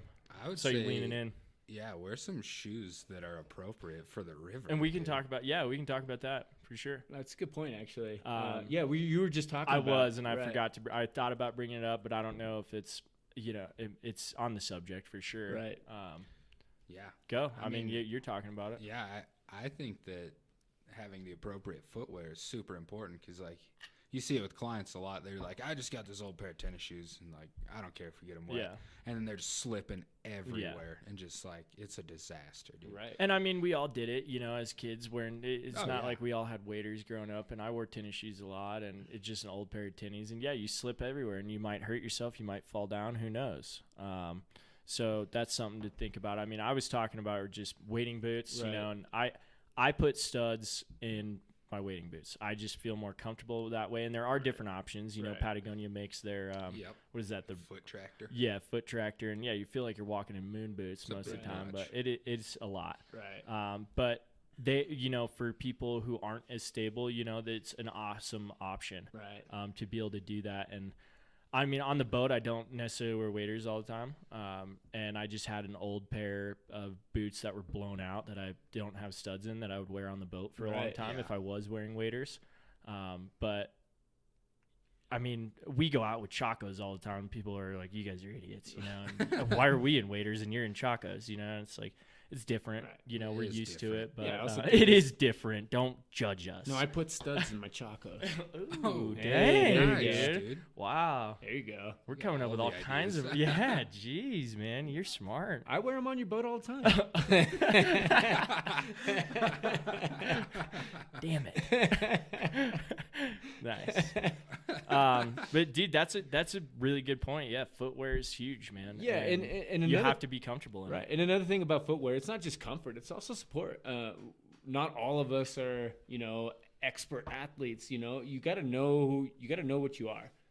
If you're maybe a little bit out of shape on the river, first time out fishing, get some wader boots that have a lot of support. Yep. If you're out there in chacos or you're out there in a pair of canvas wader boots, that might not be enough support for you. Yeah. If your feet aren't happy, you're gonna have a really bad time. on the river. That'll ruin a day quick. Absolutely. And know your limits Yeah, too. exactly. I mean, that's one thing to think about with your footwear. But I mean, I've had trips where people show up and they're like, "Oh, I just had 2 knee surgeries. I can't really walk that well." And you're like, "Why'd you book a wade trip?" Man? Yeah, I I had that people. exact Some thing people just happen. don't think about it, Right. And it's just one of those things that it's not in their head to do that. Yeah. So good footwear is key, man. It's super key. And 100%. I mean, layering is a big one. If we're talking about clothing and everything, Sure. layering's big. You Sure. know, I mean, you taught me, which is a dumb move that I should have realized a long time ago, but bring an extra pair of socks when you get out of your waders, and you got sweaty socks or whatever, you can just put a brand new pair on, and that's It's like sweet move. Jesus. I was like, how did I not think about No, this? personally, I like my 2-hour drive home, my wet socks. It's great. Hopefully they're not soaking wet, but I mean, that's just a simple move, you know. Yeah. And as we're talking about waders, you know, we can talk about, like, we brought it up a little bit earlier, but the taco bag. I mean, that's if you're gonna That thing's have, sweet, yeah. dude, it's awesome, and it's really not that expensive. Yeah. $30. Yeah. I think you get a ventilated Well, bag. That, you know, and for people like me, man, I'm notorious. I leave my net on the bank. I forget things. So what I do before I leave the house every day, or the night before, I put my waders, I put an extra layering, maybe a backup pair of socks, and I put my boots in my taco bag, and they're there. It's also a really good device for snowy days, switching out of your waders. You have a little pad to lay down. And if you're gonna spend, you know, $800 on brand new Sims camo waders, then you know, like, you want to be able to stand on something and not ruin the soles of those waders that you just spent your paycheck on. And for those out there that don't want to buy a taco bag, any welcome mat will do. Just put one in the back. Exactly, of your vehicle. dude. It's super cheap at Walmart. Yeah, Right. Exactly. You can buy a little mat and stand on. I mean, we do walkway trips, and this is a smart move too. That, I mean, guides will bring chairs, like, hey, sit down and put your boots on. You know, do this, and you're like, that's a great move. That's a good move. Yeah, that's a great move. With clients, especially, you know, and who knows how many guides listen to this, but that's a pretty easy move. Yeah, for the up and coming guides that haven't figured it out yet. Yep. Yeah. I mean, that's what we're trying to do, is that we all make mistakes and we're learning from them, you know, and there's little things you can fix because. Yeah, I mean, I used to wear the soles out of my waders all the time, just walking around the house, walking around. And they're like, dude, I don't care, man. I went to a bar one time I was there like, oh, you got to take your boots off because I had studs in them. And I was like, just walking around in my waders in the bar. Like, I was like, dude, this is the dumbest thing I've ever done. Why am I doing this? Yep. Did I really need to do that? I bet you look cool. Yeah, you're in any we were fly, the only ones in there.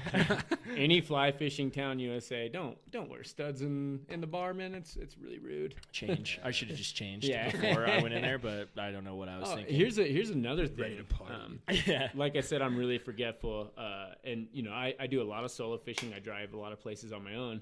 I always carry a backup pair of polarized lenses in my vehicle. Yep. Good eyewear. You found this awesome place. You And did that's all just your for fishing in research. general. Yeah, you did all your research. You get out to the area. You reach on top of your head and you realize your sunglasses aren't on your head. They're on the coffee table, and you don't have sunglasses the whole day. Yeah, We've all done it. It's horrible. I've never done that. Really, Dude, I wear my sunglasses in the store. I don't take them off hardly. If the sun's up, my sunglasses. Dude, we were wearing them inside this morning because the sun was, and you'd stare out the window and be like, "Oh my god, I can't see anything. We need to put glasses on." I hate you, and you guys both wear croquis, right? I don't wear croquis. That's a good thing. I'm I'm not a float fisherman. See, now see this kid. We're talking about all different kinds of shit. Right. As a walkwader, I'm not a float fisherman. When I'm on a boat, I put my croquis on. But still, dude, you can drop them in the water. You should could wear do croquis. something. I always all wear the them. time. I always wear them in salt water. It's the same thing, dude. It's just that that's a good move. security. It's just that security because you never know if you have to take your glasses off and do something, and all of a sudden your glasses are in the river, and then they're gone. Right. It's just the security of having them. It's a good point. I got super lucky because of croquis one time. We're like on the East River, up by the pump house, and it was getting dark, and we were camping out down there, and I had my sunglasses on my head with the croquis, and I lifted up my hat and just launched my sunglasses in the dark into the river, and I was like, dude, I was devastated. So I was like, how am I gonna wake up tomorrow morning? This is gonna be a bad deal. Yeah. I got up, dude, went downstream, and They my caught on sunglasses something. were caught on something by the croquis. That's awesome. Yes. That's a really good. I mean, eyewear's key. This is just for fishing in general. I mean, eyewear's key. It is crucial. I usually have an extra pair, or I ask clients. This is a good thing for guides, you know, because it took to provide comfort for those people who are there in a situation they might not know very well and might not have good eyewear or whatever. Like, I have a couple pairs of sunglasses that are just polarized. You know, they're not super expensive, but it's good for guides to be like, hey, you don't have sunglasses? Here, wear these. Yeah. Because there were so many situations where clients couldn't see the fly or couldn't see a fish come up or see this. Nasty glare on the water. And they don't have sunglasses, and you go, I don't have any for you. But now I do. You know, I carry two extra pairs of just, you know, basic sun clouds or something. Exactly. And just go, here, wear these. And they all have croquis. Like, dude, you're not going to lose them. Just wear them. Wear them all day. Yeah. I've had people go out without them. They're like, I refuse to wear them. I'm like, dude, you're blowing it. You're blowing that's it. crazy. Yeah. That blows me away. Yeah. I can't even leave the house. I know I'm not even fishing. I can't leave the house without a polarized pair of sunglasses. Oh, Like, yeah, dude. I have 2 pairs in my so truck. smart. I have 2 pairs here. I got 2 pairs in my yeah. boat bag, whatever. You know, yeah. it's like, it's just one of those things where you don't want to be without them. You show up on a river without sunglasses by yourself, it's gonna suck. Or at least it's gonna be a lot less. Even when you're enjoyable. with friends, it's gonna suck without having them. Yeah, I'm not gonna loan you And my your glasses. friends are gonna, your friends are gonna rip you all day. yeah. Be like, oh, you didn't see that? But then that's when you Yeah. don't give them your Stupid. That's when you don't give them your teepee though. Like, Yeah, you're like, aha, you gotta go to the restroom. I brought teepee, but I didn't You bring did sunnies. not. Yeah, exactly. How about a trade? That's a good one. I mean, just going through clothing and everything like that. I mean, headwear, you know, a hat cuts the glare a lot. And I've seen people who show up without hats, without this, without that, and you're just like, dude, you're what? Like, Bald head, no I just, hat. yeah, exactly. And I don't leave the house without a hat ever. No. I don't even know if I shower in my hat. Yeah, exactly, dude. It's Shampoo just my hat. Yeah. one of that shampoo. It keeps the sun off you. It's also good for glare. It is good for glare. And these are just basic things where people are gonna be like, well, that's stupid. You know, Right. I already knew that, but some people don't. Right. And they don't think about it. And yeah, like I said, there's lots of things as a guide that you need to think about too, just to help other people. There might be things that you never leave the house without, and that you have every day on your boat, but you have to think about other people too, Right. if as a guide. Exactly and you have to right. go, what might they not have? Right. You know, I mean, I carry extra rain jackets, I carry sunscreen, I carry Yeah. all different types of sunscreen. You know, it's like I go out from 50 to 100. I wear 100 because I'm pale. I can't burn, dude. And I can't, dude. You're the It only guy I know that wears 3 layers in Andros. just, right, dude. Dude, I He doesn't don't sweat either. It's weird. yeah, I'm a weird guy. But it is, you have to be able to think about all that stuff. And you just almost, again, you have to reiterate, but make a checklist almost and just inventory everything you have. Yeah, exactly right. For sure. And yeah, we might be beating a dead horse, but I mean, it's things you have to think about. And I don't know if we covered everything we need to cover. Who knows? Right. We did pretty good. I feel like we did good, and who knows? Maybe this will help people. Maybe it won't. Yeah. And you know, this is usually Cameron's spill, but yeah, feel free to email us good ideas. How come you stealing that from me? No, I'm kidding. I know, right? This is my show. Actually, email me. Yeah, email Dan, especially if you got sweet pics. I Tinder. Yeah, I do. I am on Tinder. Brian is not single. No, So man. don't email Ryan anything. Nothing. No boob pics, please. Yeah, no. No. That's what you go to. Just no boobs. Anything else is Everything fine, else is cool. I won't get in trouble for but that. now we're going downhill again. Yeah, see. Do the spiel, dude. Do it. No. Yeah, do it. No. I'm just messing No, with you. I'm gonna butcher it. No, just do it. I feel You like got it. I feel like I jumped. I'm the not gun. gonna just I've already lost. go my, back and forth like you're my girlfriend. I've lost my train of thought. Take it away. Don't email us anything. Please don't talk to us. No. Yeah. I mean, if you have something that you do that works for you and doesn't work for, I mean, anything that is an idea that you came up with, anything, or you saw somewhere, email us. There's tons of articles online about packs, about different stuff I mean, you can buy them from those places or not, but there's tons of material online that you can find about packs and, you know, testimonies for packs and different things. But I feel like we did cover a lot of, you know, just essentials that you should have and that you don't need at times as well. And just be able to minimize if you can, because it does suck lugging around a 50-pound pack or vest, you know, and you're like, I don't need all this crap. Yeah. You know, why did I bring that? I didn't need my iPad. I didn't need that. You know, there's things that I don't have an iPad or bring one, but you know, people bring dumb stuff, dude. I have clients bring crap all the time. I'm like, dude, do you really need that? Right. Like, why do you need that? Right. There's no reason for you to have that. Yeah. Hey, is it cool if I bring my Yeti 110? You know, no. You don't need that, you know. It's like you don't, and you have, and people just don't realize. But you do have to minimize some things and understand, especially with guided trips. If you're going on a guided trip, ask questions about what you should and shouldn't bring. Ask about things because sometimes we don't bring them up. You know, like, hey, bring good footwear, bring this, you know, and we don't bring those things up at times. You know, we got a lot going on, man. Some of us work multiple jobs and we're trying to figure it all out, but. Ask questions to your guides, you know, what should I bring? What shouldn't I bring? And, you know, and to reiterate on that too, like if you're showing up in a new area and you're going to DIY it, call your local fly shop. Yeah. They'll tell you everything you need to know.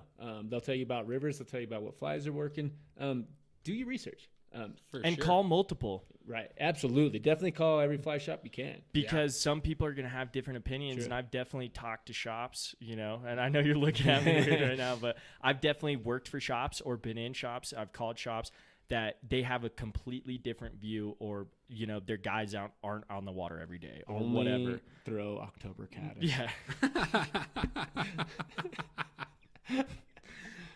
Inside. That's an inside joke. But, dude, yeah, call multiple people and try to get an opinion from multiple people, because they go, hey, we've been fishing this area. This is working really well for us, or whatever. Because everyone's going to have a different opinion on it or what's working. Knowledge is power on the And river, if you get some of the right things, if things start adding up, you're like, cool, I called 3 shops, they're all saying this. Cool, that's a good place to start. And that's some that people don't think about, but it is. I mean, fishing in a boat or not, walk wading or not, you need to be able to show up and know what you're doing. Yeah. And know the area. Maps are key. I mean, just be able to do as much research as you possibly can if you're going to a new area. Yeah, that's a huge take home, I think. Yeah, for sure. And people don't. No. And they just expect to show up at the fly shop and be like, hey, tell me your secret spot. And you're like, get out of here, dude. Yeah, get out of here, Kick bro. rocks, dude. Yeah. Freaking, no. They do that all the time, man. And I saw a really interesting one the other day, but people take guide trips and try and get all the information they can, and they're local. Where it's like, dude, you live in town. You have a house in town. Right. I've heard of that. Yeah. I've had clients like that. I've taken clients out for one trip, and it's like, cool, you supported me one time. You did one trip, but you just bought a house. Right. And you were, yes, I'll give you a lot of information. I will. I'll help you out. I'm not going to help you, but, still, it's like, come on, man. Yeah. Right. Come on. I mean, there's a wealth of knowledge. Like, you can look at hatch tables, things Oh, like dude, that. and people are coming out with so many different programs these days, least you and have an water flow idea. tables, and I mean, water flow is a big one too. To think about water flow. Yeah. I mean, and it's hard to understand, and maybe we should do a podcast on that someday. That's actually a good point. Yeah. I mean, because it is hard to look at a water flow table and understand what's going on and understand the mean and median and where it's at right now. And, you can't show up on a river. I've done it before, shown up and it's blown out. And you're like, great, I just drove 8 hours or 10 Smith hours. River. Yeah, exactly. Well, twice now I've done it, 800 CFS at Pleasure Park is nothing. 800 CFS at Taylor's pretty much not fishable. Exactly. It's so. tough. That's a good point. Yeah. So you have to know the area and, call around. Go, hey, I'm seeing this on the water flow. What's that mean? Tell me what that means. I think people are more inclined to give you information when you are coming at them with a little base information. Yeah, and they're definitely. just like, okay, this is why I'm telling you this. The hard part is I remember, working in fly shops, whereas like people would walk in with no idea what's going on, and they're like, hey, give me everything I need. And you're like, dude, set me up with some flies. have you ever fly fished before?